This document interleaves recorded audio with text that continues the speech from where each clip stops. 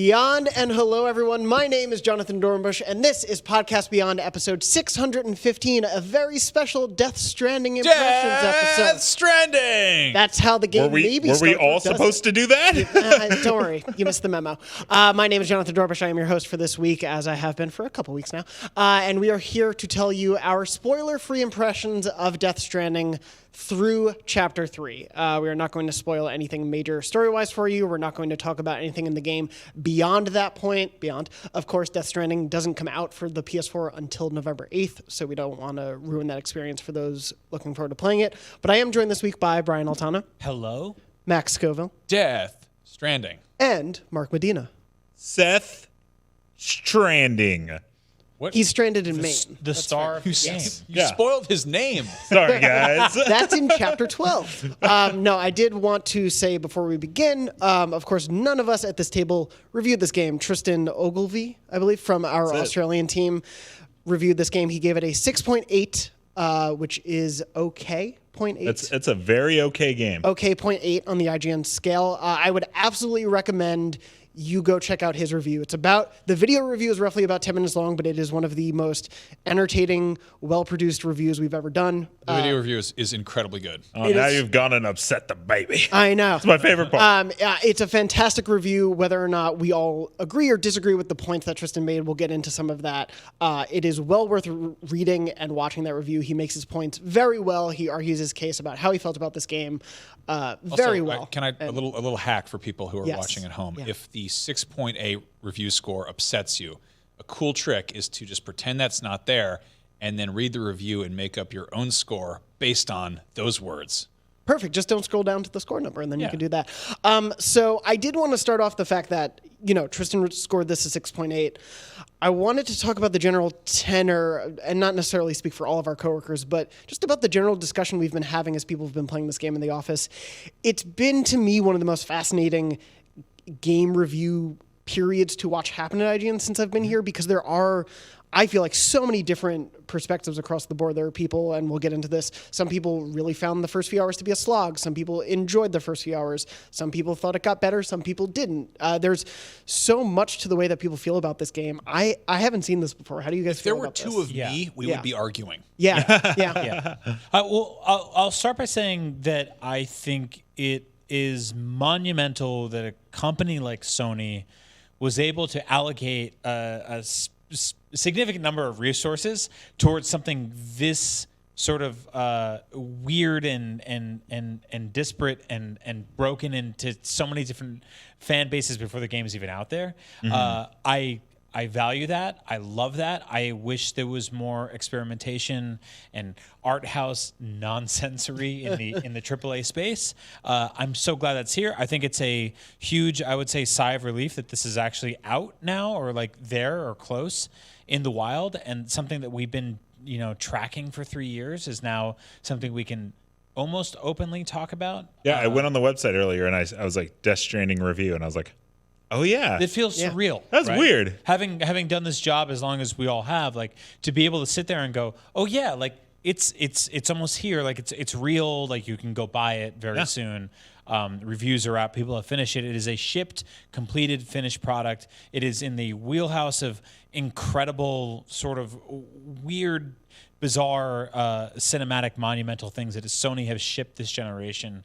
I'm very, very happy that it exists and it's here and the air is out now. The cat's out of the bag. We can talk about it. And Tristan does a great job of addressing all of that in his review, because this is a game, I think this is probably the game I can remember in recent memory that comes with the most saddled expectations, whether positive or negative, from fans and creators and just the industry in general.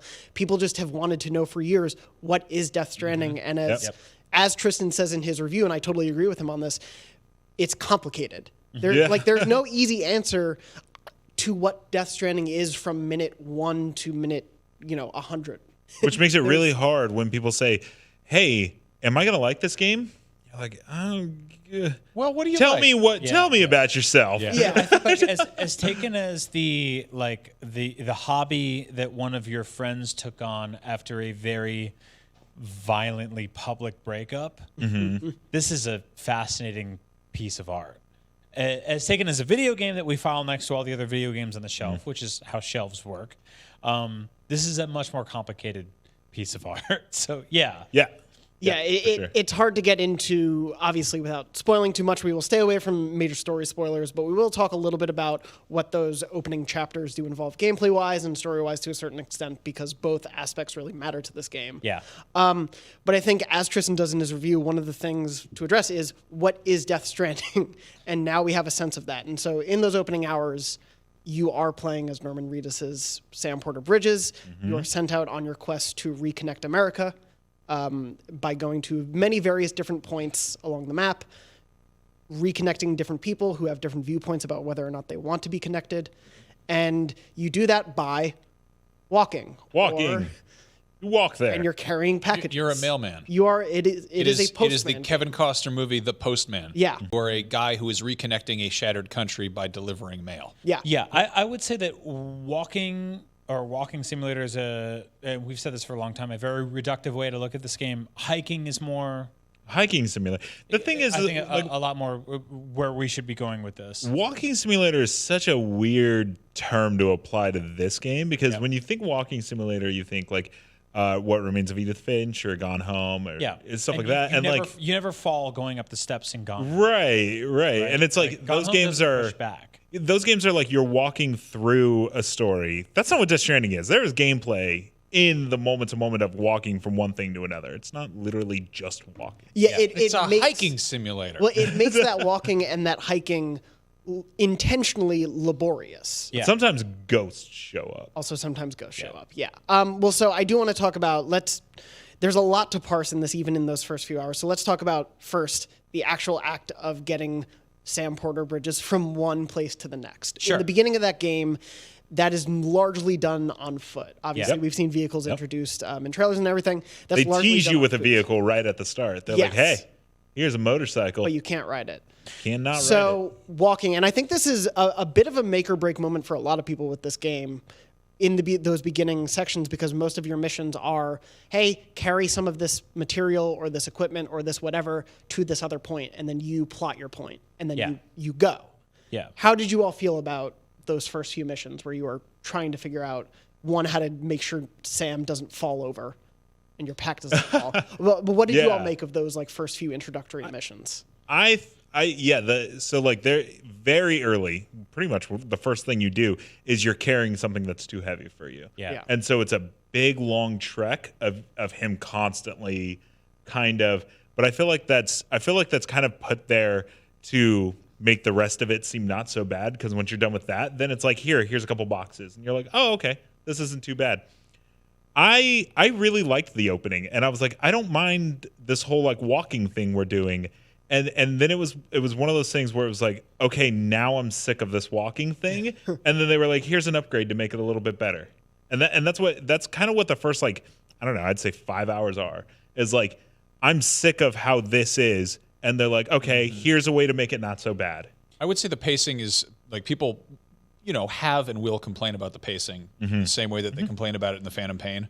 Sure. I would say it's very similar in that it's like like that was the last one was the one where you had to learn how to walk before you could literally run. Right. This time around, it's kind of like, well, let's just get you walking. Yeah. Let's get you walking up hills. They get you out there. You're going to beat a lot of that, and then you get like, I don't know, you do upgrade your things, and you do start getting little tidbits kind of sprinkled out there. But Yeah, so in terms of like very traditional Metal Gear parallels, especially with Phantom Pain, I don't think there's a ton of them here, but I do think the pacing is definitely on par for the course for sort of traditional Kojima fare, where you're like getting your bearings, but there's also like this tendency to make it feel sort of like an abusive relationship, where you're like, I hate this, and they're like, well, we made it a little bit better for you. Yeah, or that's what I was gonna say. Is I was texting. Baby, why are you crying? And you're like, this sucks. Yeah. And they're like, well, this makes things a little bit easier. Like, there's a lot of that in the first few hours, and I think like it's been weird talking to people in the office. And again, like interesting art, like it's all over the place. Some people are like, I love the first 10 hours. Jonathan, you were like pretty strong on it. We've talked about this a lot, and I will say one thing about the pacing. So I've never played a Kojima game in any demonstrable way. I've played maybe like 2 or 3 hours of the first Metal Gear Solid, and that's it, except for PT. The pacing is weird in the beginning of this game because it is so much more cutscene heavy at the beginning. Yeah. But in terms of like when you're getting used to the gameplay, it never bothered me. Like the baby crying, that's something you've brought up and a few other people in the office have brought up. I can barely remember the baby crying. Like that to me has never been an issue to my gameplay habit. You're a better parent than Brian. Definitely true. Does have a child. Whether or not Death Stranding may wanna be a take better mine for the parent, we'll weekend? see. Yeah, sure. We'll see what happens. Let's see how much it cries Yeah. then. I mean, look, I take care of a dog, and it's basically the same It's thing. basically It's basically the same. But no, I think I have for a me, gecko. the beginning few hours, to me, I didn't know what to go in expecting for this game. And so in the first few hours, like, just make sure you can get over that hill. Right. The first couple times Sam fell, I was like, why? Why is he falling like this? Like, why Yeah. is that? And then something just clicked in my brain where I went, oh, that's the gameplay right now. The gameplay is this journey getting from point A to point B. And for whatever reason, just that thought that I had then made it go, okay, I'm just going to sit back and try to find the smoothest path forward. That's a really good point, and honestly, it's something that we should like totally stress right now. Yeah. Most open world games are essentially about getting to a conflict and finding resolution for it. Whereas here in this game, the conflict is the journey to whatever the resolution Yeah. is.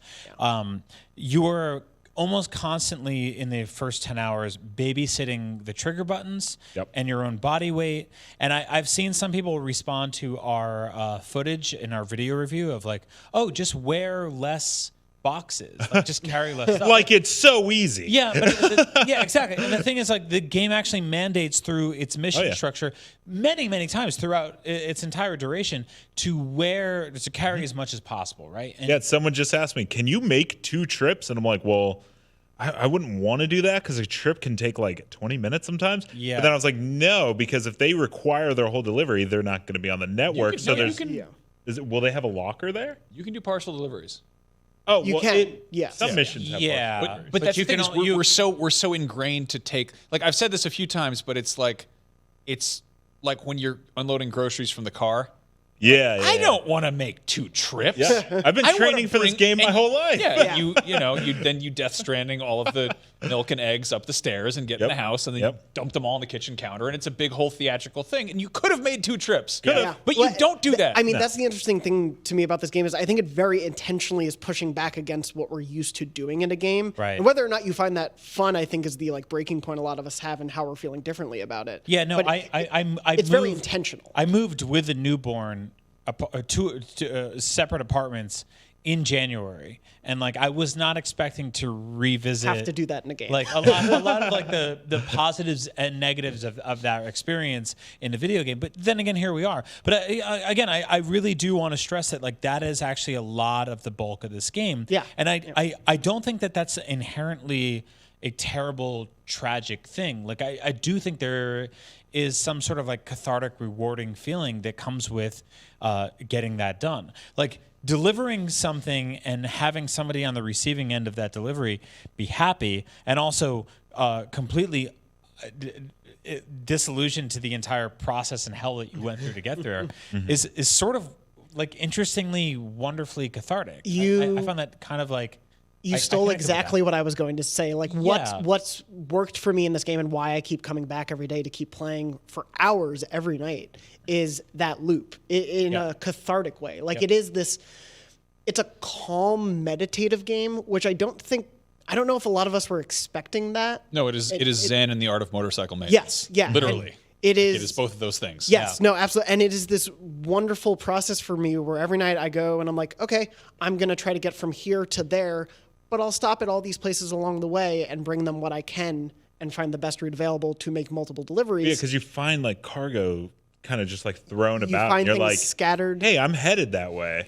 I'll grab that. And Put it on there. And the rewarding nature of getting to someone and they say, great job. I needed this so much. Yeah, and then they give you that likes. positive. Yeah. It's all based on a positive feedback loop.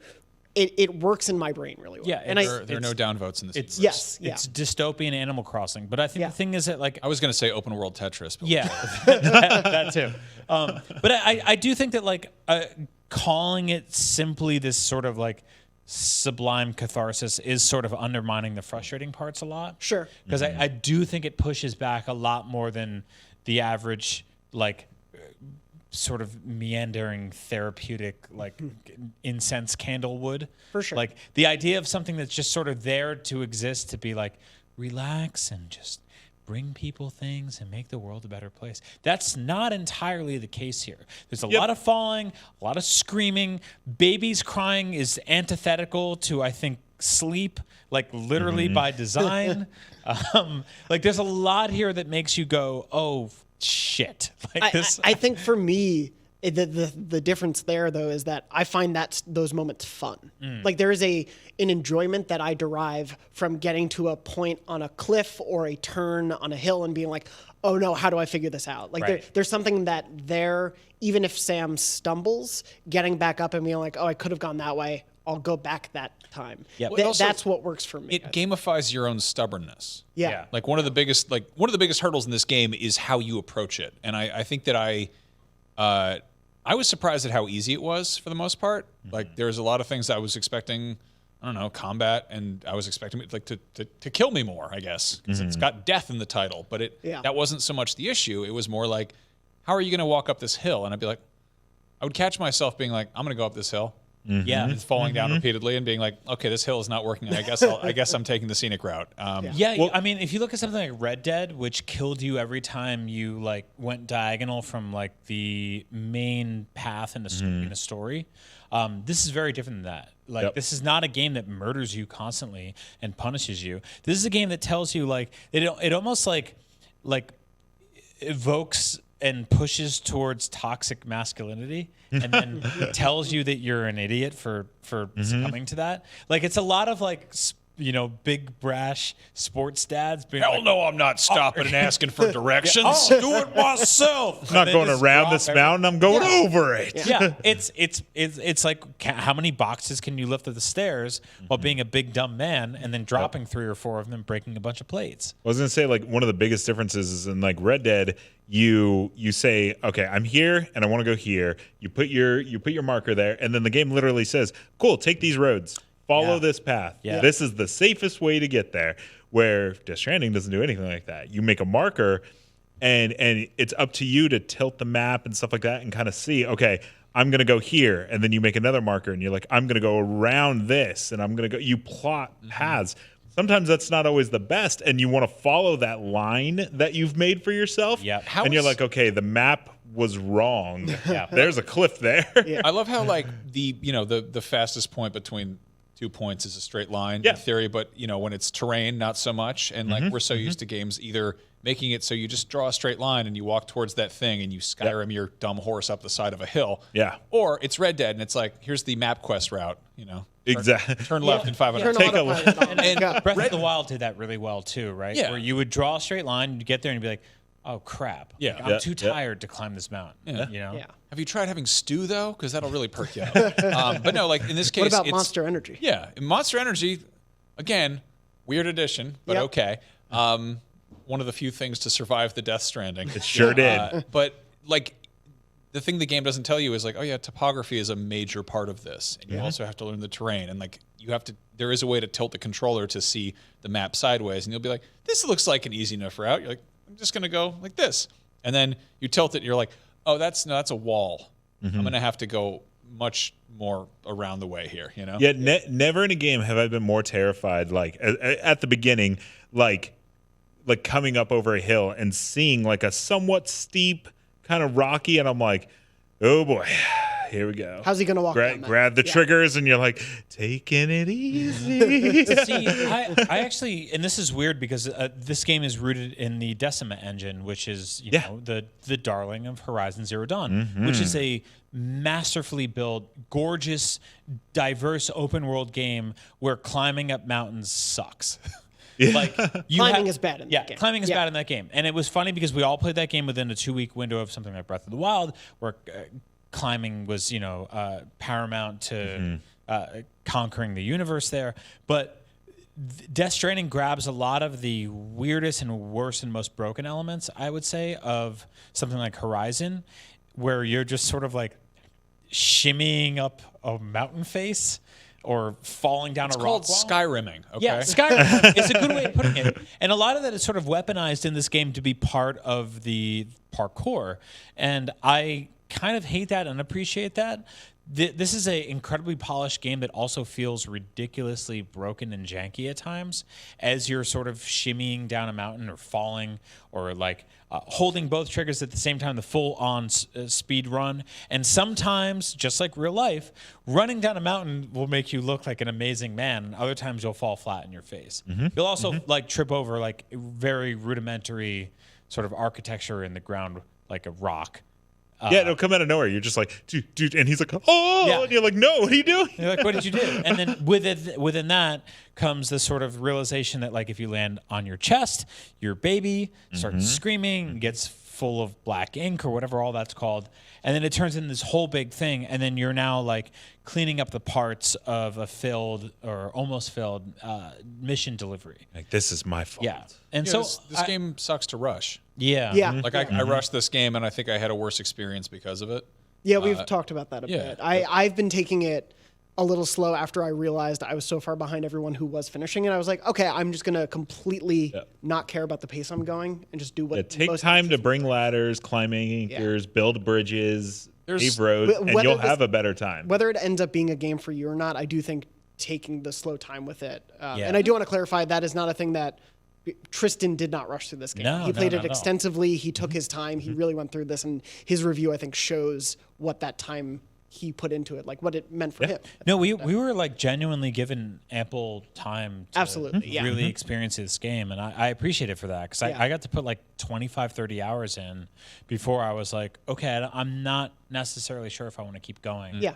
But I do think that like a lot of this, we're all, honestly, we're talking about the parts of this game that we've discovered over the last 3 weeks.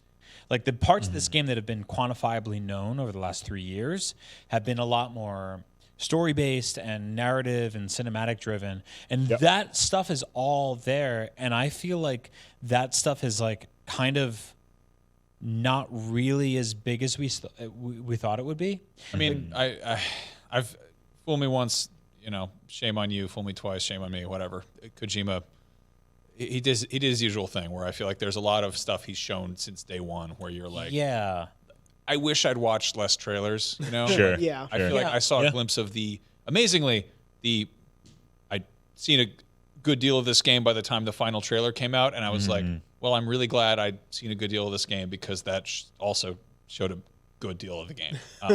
And some people don't mind that, but I'm very much in the sense where like if I haven't seen something before and then I see it in promotional material, that kind of spoils something for me. Sure. Yeah, Like, I feel like we're all tap dancing around like spoiler stuff right now, which is important for our audience. But at the same time, the auteur and marketing departments behind this game have been frivolously machine gunning spoiler stuff everywhere.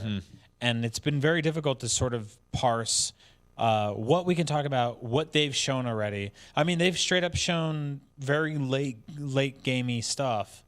And don't read the ESRB rating, by the way. No. yeah, Don't read that. Just don't. yeah, don't watch. This is so Like We can't say. No. We can't say Yeah. what trailer not to watch, Yeah. which is strange. But let's go to something we can talk about that we have been avoiding a little bit. And Max, you touched on briefly and Mark, you said a little bit of this too, but like the terror in the game. Like, let's shift to the BTs a bit because we can talk about some of those experiences. Ghosty boys. Ghost Boys, yes, which we Buddy buddies. have been a large part of the markeing since Slime the time, beginning my of the. friends. Oh, it's not Nickelodeon. It's all good. You're sitting between Max and I know. I'm used to it. It's good at this though. you can't I get not it every call week. them Muddy Buddies. That's what they are. So the MBs, as they're now known on Podcast Beyond, you do run into pretty early in the game for the first time, and Yeah. I will say it was like a genuinely frightening experience for me, because you're not sure how they're going to react to you. Yeah, they've shown a bit you get a on little how bit they of it. work. Yeah. I found myself slightly confused at first. I was like, wait, what? How do I get past these? Certain things that I thought should have been happening weren't happening. Like, I was like, okay, I've seen in trailers that, he scans and they're around you.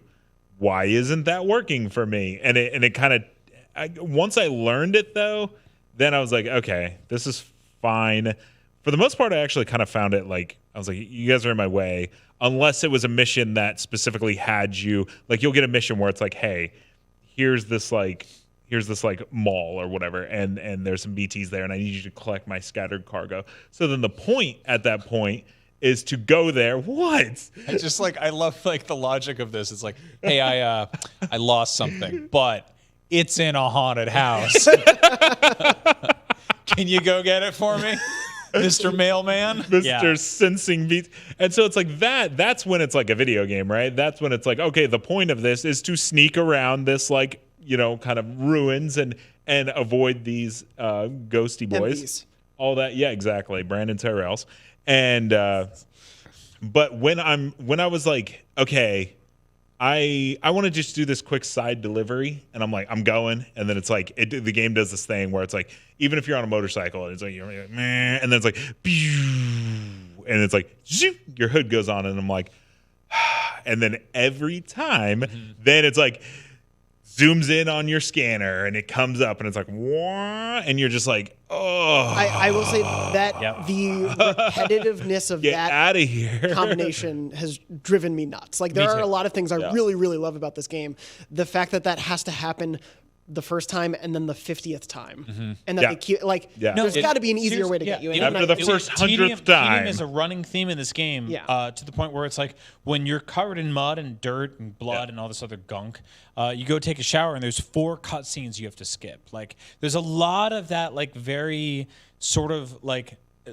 But you can't skip them. That's the problem. You can. You can for showers, shortly, but not for the not BTs. total. And here's for the why. BT stuff, You 100 no. You can skip a shower cutscene. You can, but you shouldn't. And the game teaches you very early that you shouldn't, because they add cutscenes to these menial things. Yeah. So then it became this thing where I watched Sam take a shower 50 times because I was terrified about skipping any of those cutscenes, and because I wanted to. Of course, that's okay. But anyways, I was terrified of skipping those cutscenes because you just never know when something's going to add on to it. So then I have footage of me watching him shower 50 times. That's okay. That's all right. I never skipped anything. Start a channel. It's, do you know how rare it is? I think I'm just going to make an hour-long compilation.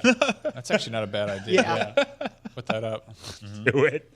Netflix does that for every Sam show. We should do that for showering. every game. 9 hours Sam straight. We should find that showering for in every 9 major hours. game, whatever the most like soothing, repetitive thing is. We should just make an hour. No, so long that became a running thing with a lot of stuff where it's like you are conditioned to go through the same rudimentary processes over and over, to the point where the cutscenes accompanied with those things become mundane, and you start skipping them, and then you get to important stuff, and you think it's just part of the grind. Like, here's the video for when you put a package on the conveyor belt, and it goes down the thing, and then this comes back, and you start skipping those things, and then you get into the stuff that actually matters, and you start like sort of intrinsically hitting the button to skip. I'm so that used too. to skipping every time the game takes control. Yeah, do you know how that's antithetical to the storytelling? You know how rare it is for me to play a game where at the end of the day it says like how many times you died, and that's like less than the number of cutscenes I skipped. Yep. Like, I skipped a lot of cuts, not like story stuff, but like, again,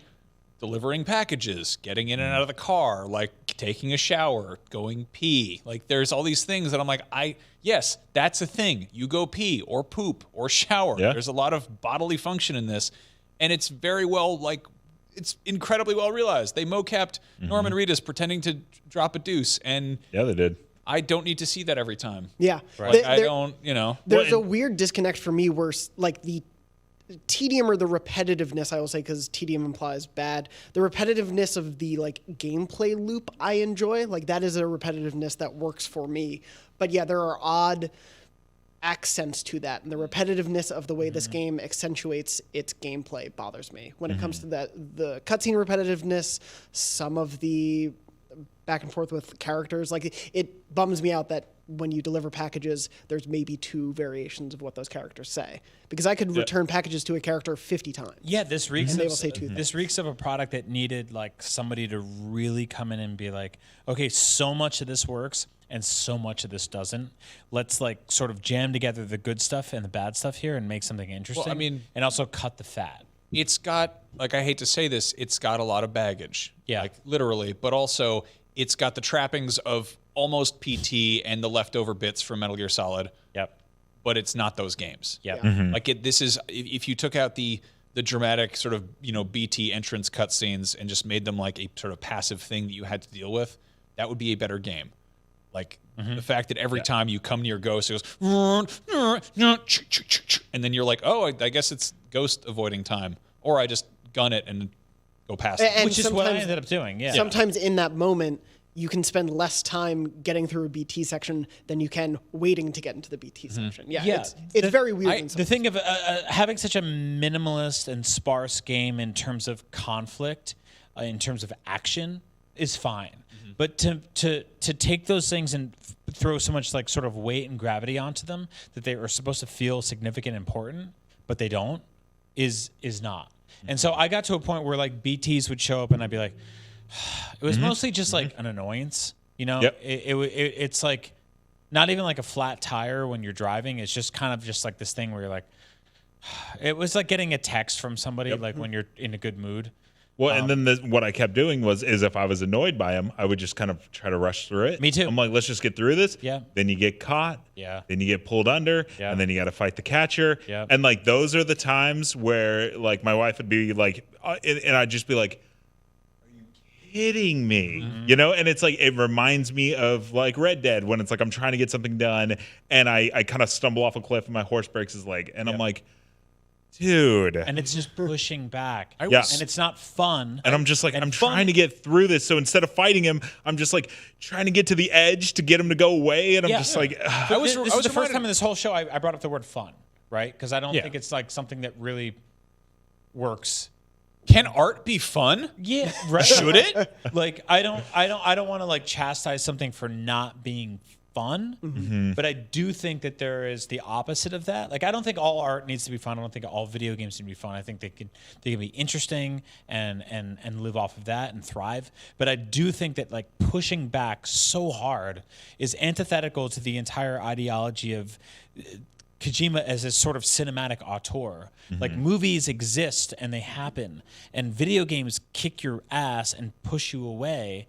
And I'm not asking for a baby mode because I honestly think this is a pretty damn easy game. There is the cinematic mode. yeah, there actually is a baby mode. It doesn't actually change a lot in terms of like the most cumbersome parts of this game. I wonder what it does. I didn't think I about haven't that. played what it is yet. changing the difficulty? It makes combat just make within combat harder? the confines of conflict, which happens, like we said, very rarely. A lot easier, but in terms of like the balancing act of like shuffling up the hill or like the BTs popping out and stealing your packages, it changes nothing in regards to that. So Yeah, because the hardest parts of the game are it's sometimes really just not walking. Like, it's not a mode for people who love Hannibal and scary stories to tell in the dark. And No, it's also Hellboy. like cinema is a thing that's generally a movie is usually under 3 hours. This game is not under 3 hours. No. There's no way you digest that story in under 3 hours, even on the easiest mode. Those first three chapters are not yeah. 3 hours. Yeah. Nope, They they aren't. It's a lot to take in. Yeah. I think Metal Gear Solid 5 might be my favorite game ever.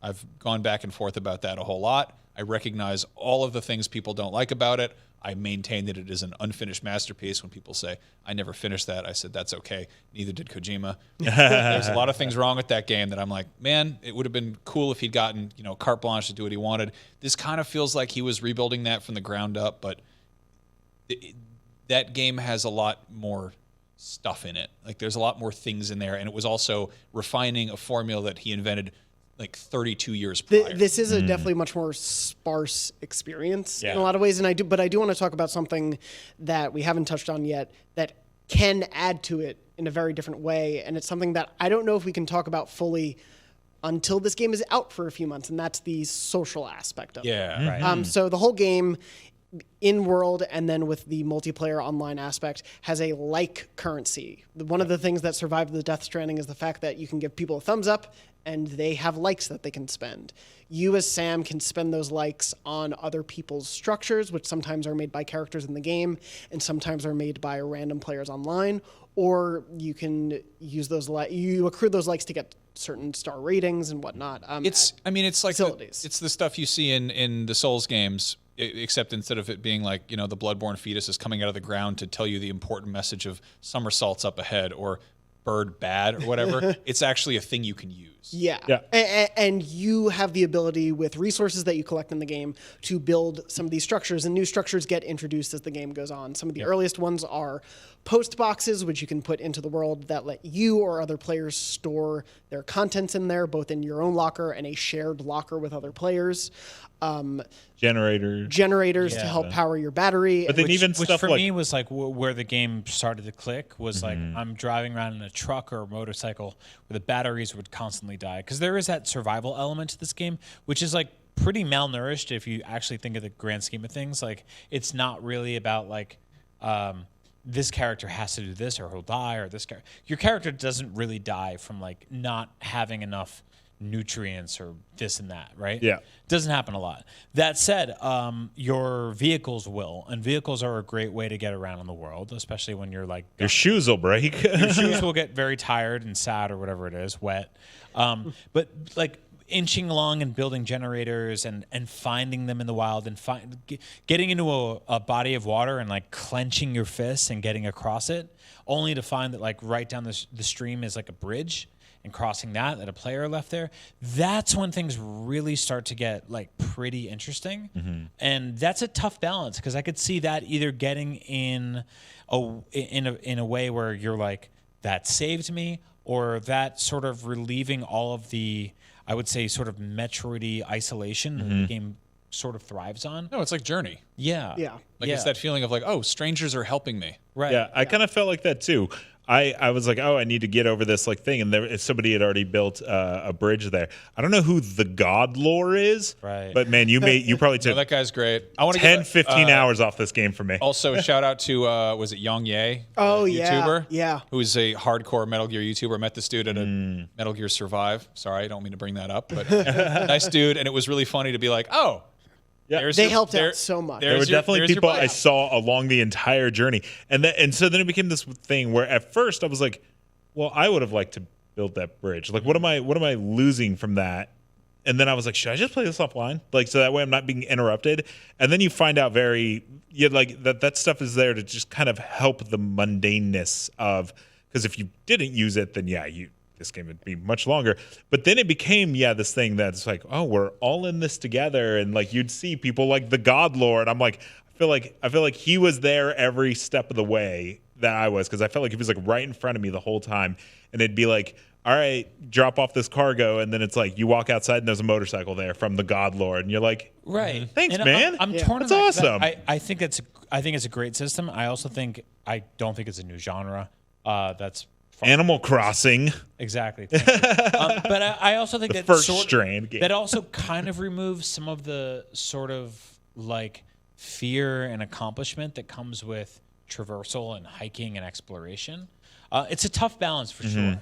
Like I don't want to see this game reach a point where it's like you load it up for the first time as somebody like Johnny just bought it from GameStop, brings it home, and all of a sudden there's like every river has 10,000 bridges and ladders and all this stuff. Well, it won't. Until you gain access to equipment. Yeah. You don't see stuff unless you have it. Unless you can build it, you don't see it. And Timefall washes it all away. Yep. If you build a bridge or you put a ladder or whatever, you will eventually get notifications that says your stuff is gone because Timefall. Right. And so it's like it's kind of weird that like exactly like is it eventually going to be this thing where it's like I'm never gonna have to do anything. There's roads everywhere, and it's like no, because the game will eventually just kind of like wash itself clean for new people. You know, we don't know what this game looks like when everyone's playing it. True. Yeah, This is gonna be. It's a small sample size. Dying to jump into this world when the game is out. Me too. Right. Yeah. Like I think that I kind of got the weird short end of the stick by playing it early, which is incredibly exciting, but also being like, oh, it's much like the setting. It is a barren wasteland. It is not. It is unforged territory. There have not been trails blazed here. When you feel like everyone who's like, it's like a reviewer, they work for media, they're all doing the same thing I'm doing, which is like rushing through it. Where it's like somebody, a year from now is going to spend the time being like, I'm going to make Capital Knot. I'm going to connect it to the way station. And they're going to spend hours just like making these perfect paths. And that won't appear, all of that stuff won't appear in one person's game versus another. It'll be variable depending on like how the instance, game works. Yeah, it's interesting there. And like I've had moments where there was a generator right there and I needed a recharge on my bike. and it literally was 10 feet away from that generator. Oh, no. And I just could not get there, but like luckily I was able to make another. But Right. you run into those moments where there's no like perfect place always to build a thing. There are usually very great places, but I always built stuff where I'm like that. I really need a generator right here. Yeah. Other people probably do too. Exactly. And then all of a sudden I would see like likes coming out of nowhere. And Yeah. I'm like, they're like, we really like the generator you put here in the middle of nowhere. Yeah. 'Cause if I'm there, there's a good chance other people are going to need to go there. that is Yeah. the thing about that system that I like the most is how positive it is. Like it is an optimistic, positive system, even if it is based around a social media idea where social media can also be awful. No, and this is devastating. this is the most optimistic post-apocalyptic game we've seen. Yeah. Like there's so many games that are like, what will you do in this wasteland where there are no rules and there are zombies and big bugs and oh no, what will happen? But it's like in this case, it's like, no, you're gonna try to reconnect things and build stuff. Like this is rebuilding, Right. which is also like a wonderful allegory for Kojima starting a new studio. Yep. This Yeah, is starting and if fresh you, and if you want to dig into it, I think on the flip side, there's something sort of inherently toxic and perverse and gross about taking this gorgeously drab, minimalist, untouched landscape and covering it with robotic bullshit. Oh, it's weird. Like Yeah. something interesting. There's a conversation there too, right? Like taking a beautiful river and putting idiot robot bridges it's all over it that have Facebook thumbs up all It's a over it. is terraforming. inherently Yeah. gross. Yeah. you are terraforming America. Yeah. There's- But also the my favorite irony is this is a game about reconnecting with people and learning how to bridge differences and gaps, and we are still on Twitter arguing about review scores. Yeah. Like whoosh. Yeah. Yeah.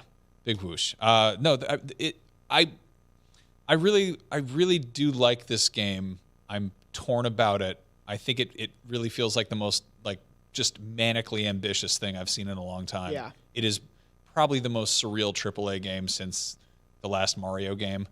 Like it's very strange. Yeah. It comes out so hard. Well, and sorry, what were you going to say? I mean, it's it's not Metal Gear Yeah. at all. Yeah. You know, like that was a series that I was attached to, and I had a lot of investment in those characters, in spite of when it was often nonsense. And you know, you want to see what happens to Snake. You want to find out what's going on with Big Boss. Like, what is that Psycho Mantis's uncle? Who knows? And this time, it's like a brand new cast of characters who are kind of like sort of placeholders for some of those roles, but at the same time, they're all brand new characters and they all come out just chewing scenery and acting their asses off. But I don't have any reason to like them yet. Yeah. Yep. Like Yeah. the first Metal Gear is a very small game and it builds up gradually from that. Yeah. So for this game to drop to be this massive, huge, epic, sprawling experience that has all these characters with all this stuff to say, but like it's kind of like sort of a weird first impression. Yeah, it is a game like filled with internal conflicts in the way it's designed, in the way it presents itself, in the good and the bad of it. And I think that's why, for me, Tristan's review, even if I disagree with some of his feelings on it, I think why he's able to nail so much of how complex this game is. Like we often want to put games into it is a good game, it is a bad game Right. slot. And I think this is a game that is, if you want to do that, it's extremely reductive. And there's so many bits of minutia that you can say that works, that doesn't work, that does, that really, really doesn't. And I love that conversation is happening.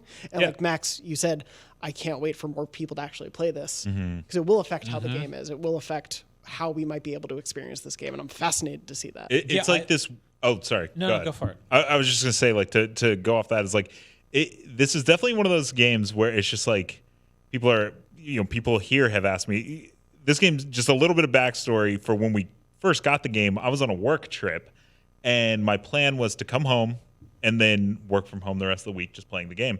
So what was weird was I was gone, and you all started playing. That day, like we had like a Slack channel for this, and I was like, ooh, this is a little like not spoilery, but I kind of didn't want to see anything. So I was instantly behind because I didn't get to play it for the first 2 days, and then I just like brewed some coffee and played the game for 5 days straight. And my wife came home, who also works here, right? Who also works here, and she's like, hey, so do you like it? And I was like, I think so. I'm pretty sure I do. Whatever. And I was like, why? What are people in the office saying? And she's like, well, this person didn't super like it, and this, but it became this thing where it's like people are going to ask, like, is Death Stranding good or bad? And Leaf Johnson on Twitter said it's Death Stranding. You know what I mean? Like, is it good or bad? I don't know. It's art, man. But are you gonna like it? That's different, and that's why I said, like, if you come up to me and you say, do you know, am I gonna like Death Stranding? I'm gonna have to. What kind of games do you like? Because I don't think it's bad, but maybe it's not a masterpiece either. But your idea of whether you like it or not is really going to be dependent on what you find enjoyable in a video game. Absolutely. The way I've been sort of trying to distill this for the sort of hardcore PlayStation fan or even casual one is that God of War, Spider-Man, these are games I can recommend to any gamer on Earth. Yeah. Bloodborne less so. Like, I think everyone should like stick a toe in that pond and die and get it cut off. But it's easy. You get to say, do you like hard games? Yeah. You know? Yeah. Death Stranding is not a video game I would recommend to the average gamer. It's not the video game I would recommend to the average PlayStation gamer. It is a like twee bloated nonsensical indie game on a AAA budget. It is. Yeah. And that's rare. That's few and far between. And in many ways, I'm torn because I'm like, support that. Get art out there. On the other side, I'm like, it's tedious and cumbersome and boring in a lot of ways. And I think a lot of it is rote and awful. But I do think a lot of it is like sort of interesting and fascinating. And when it clicked, I was like, yeah, let's keep going. Let's keep doing this.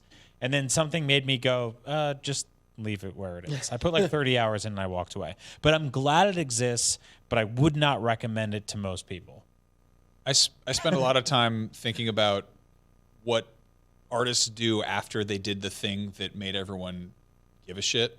You know, when they suddenly get like a blank check and carte blanche to do whatever. And I've compared Death Stranding to the movie Sorcerer, which is what William Friedkin did. Like, I think it was either after French Connection or The Exorcist, but either way, he had like earned enough goodwill to be able to be like, yeah, you can do whatever, man. You can go nuts. And he made a movie that was like a weirdly divisive, critical thing that was a commercial flop and nobody knew what to make of it, but it's really cool.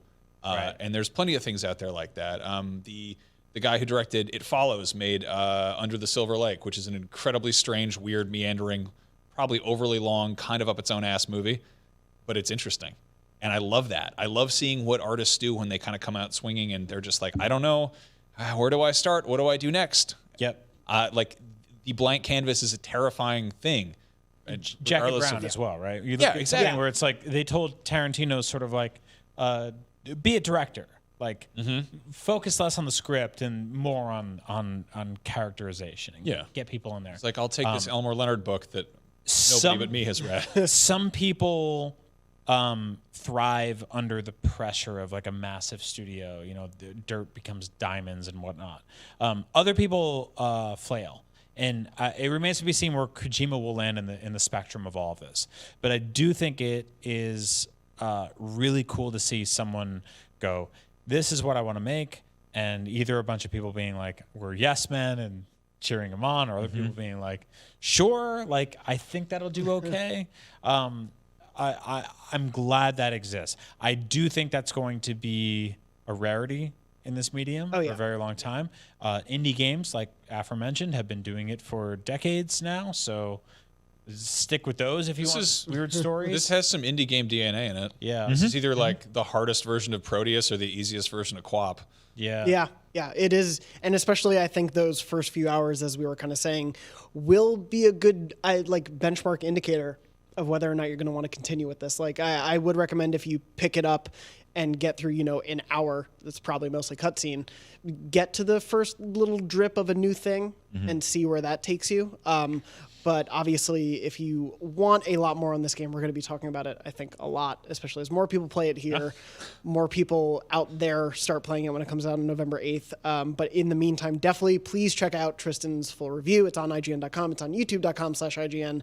And he eloquently makes his case for why he believes the game is what it is. And I think it's an excellent review. Check out numerous reviews. Yeah. They're all over the place. Yeah. Yeah. Like, it's... people like different things. This is a weird game. Yeah. And that's exciting. Yeah, it's a really exciting conversation to have wherever people fall on the spectrum of it, and whether that's divisive or not. I think that's interesting and fascinating to talk about. So, of course, we'll be doing that a lot more here on Podcast Beyond. So please tune into the show normally every Wednesday at 3 p.m. Pacific at beyond.ign.com, youtube.com/IGNBeyond, and your favorite podcast services around the world. You can yell at all of us on Twitter if you want to. Death Stranding. Brian is at Agent Bizzle. Right. I am at JM Dornbush. Max is at Max Scoville. And Mark is at Mark_Medina. Yep. Thank you so much for watching and listening to the show. And as always, Beyond. Death Stranding. Beyond. Death Stranding.